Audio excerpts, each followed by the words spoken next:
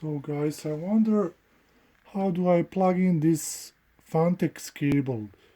It has 3 pins and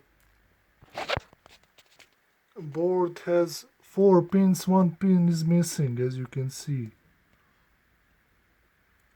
So I suppose I need to plug this onto the board via this extension cable, right?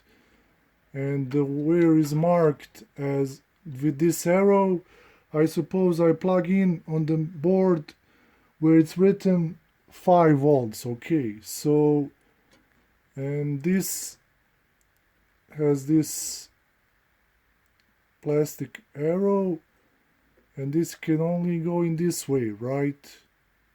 Like this,